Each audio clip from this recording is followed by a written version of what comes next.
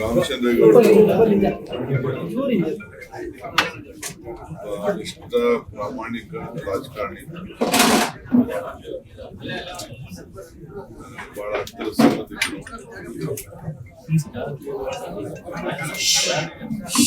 ಒಬ್ಬ ಕಾರ್ಪೊರೇಟರ್ ಆಗಿ ಬೆಂಗಳೂರು ನಗರದಲ್ಲಿ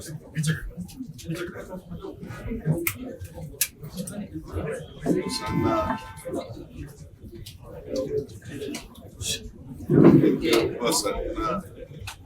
ನಾಗರಿಕರು ಕೂಡ ಗೌರವ ಕೊಟ್ಟು ಅವರ ಜೊತೆ ಬೆಳೆದು ಅವರ ಕಷ್ಟ ಸುಖಗಳನ್ನ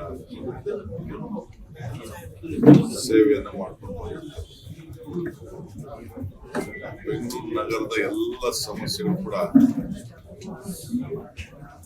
ತಿಳಿದಂತ ಒಬ್ಬ ವ್ಯಕ್ತಿ. ಅವರು ವಿಧಾನ ಪರಿಷತ್ನಲ್ಲಿ ಬುದ್ಧಿವಂತರಿಂದ ವಿದ್ಯಾವಂತರಿಂದ ಆಯ್ಕೆಯಾಗಿ ಸೇವೆಯನ್ನು ಮಾಡಿ ಕೊನೆಗೆ ಸರ್ಕಾರದಲ್ಲೂ ಕೂಡ ಮಂತ್ರಿಯಾಗಿ ಸೇವೆಯನ್ನು ಮಾಡಿ ಅಪಾರ ಜನಸಾಮೂಹ್ಯವನ್ನು ಬಳಗವನ್ನು ನೀಡಿದಂತ ಇದ್ದಾರೆ. ಸದಾನಂದಗೌಡರು ಹೇಳ್ತಾರೆ 75ರಲ್ಲಿ ಅವರು ಎಲೆಕ್ಷನ್ ಇದ್ದಾಗ, ಅಸೆಂಬ್ಲಿ ಎಲೆಕ್ಷನ್ ಇದ್ದಾಗ ಬಸ್ನಲ್ಲಿ ಬಂದು ಅವರ ಚುನಾವಣಾ ಪ್ರಚಾರ ಮಾಡಿ ಅವರು MLA ಗಿದ್ದಾಗ ಬಂದಿದ್ರು ಅನ್ನೋದನ್ನ ನೆನೆಸ್ಕೊಳ್ತಾ ಇದ್ದಾರೆ. ಹಾಗೆ ಅವರ ಸರಳತೆ ಆ ರೀತಿ ಒಂದು ದೊಡ್ಡ ಕುಟುಂಬದವರೇ ಬೆಂಗಳೂರು ನಗರದಲ್ಲಿ ಅವ್ರ ಕುಟುಂಬ ಅವರು ಬಹಳ ಸಣ್ಣ ಕುಟುಂಬ ಏನಲ್ಲ, ಅವರ ದೊಡ್ಡ ಅಭಿಮಾನ ಬಳಗ ಇದೆ. ಬಿಜೆಪಿ ಮತ್ತು ಯಡಿಯೂರಪ್ಪನವರನ್ನ ಬಹಳ ಹತ್ತಿರದಿಂದ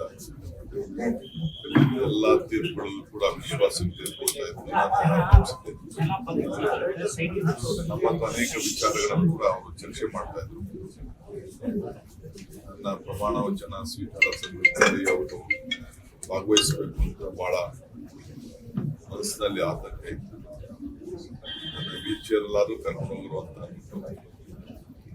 ಎಲ್ಲ ನಮ್ಮ ನಾಯಕರಿಗೆಲ್ಲ ಹೇಳಿದ್ರು. ನಾನು 2 ದಿನದಿಂದ ಅವನು ಭೇಟಿ ಮಾಡಬೇಕು ಅಂತ ಹೇಳಿ ಪ್ರಯತ್ನ ಮಾಡಿದೆ. ಆದ್ರೆ ವಿಧಿ ಮನೆ ದಿನಗಳಲ್ಲಿ ಅವ್ರ ಹತ್ರ ಮಾತಾಡ್ಬೇಕು ಅಂತ ನನಗೆ ಬಹಳ ಆಸೆ ಆಗ್ಲಿಲ್ಲ. ಇವರು ನಾನು ಅವರ ಸರ್ಕಾರದ ಭೇಟಿ ಮಾಡುವಂತ ಸಂದರ್ಭದಲ್ಲಿ ದೊಡ್ಡ ಕುಟುಂಬ, ದೊಡ್ಡ ಅಭಿಮಾನಿ ಬಳಗ, ಯಾವುದೇ ಪಕ್ಷದಲ್ಲಿ ನಿಷ್ಠುರವಾಗಿ ನೇರವಾಗಿ ನೀತಿ ಮೇಲೆ ಸಿದ್ಧಾಂತದ ಬಗ್ಗೆ ರಾಜಕಾರಣ ಮಾಡ್ತಾರೆ. ಯಾರನ್ನು ಕೂಡ ವೈಯಕ್ತಿಕವಾಗಿ ದೇಶ ದ್ವೇಷ ಗಮನದಲ್ಲಿ ಇಟ್ಕೊಳ್ದೆ ಯಾರನ್ನು ಕೂಡ ಏನು ಅವರ ಮನಸ್ಸಿಗೆ ಬರ್ತದೆ ಸಮಾಜದ ಹಿತಕ್ಕೆ ಮಾತಾಡ್ತಿದ್ದನ್ನು ನಾವೆಲ್ಲ ನೋಡಿದ್ದೇವೆ.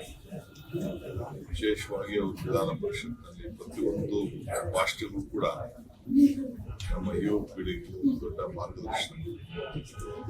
ಅವರು ಅವರ ಚೌಕಟ್ಟು ಬಿಟ್ಟು ಎಲ್ಲೂ ಕೂಡ ಯಾವ ಮಾತು ಕೂಡ ಎಲ್ಲೂ ಆಡ್ತಿರಲಿಲ್ಲ. ಅಂತ ಸರಳ ಸಜ್ಜನಿಕೆಯ ರಾಜಕಾರಣಿ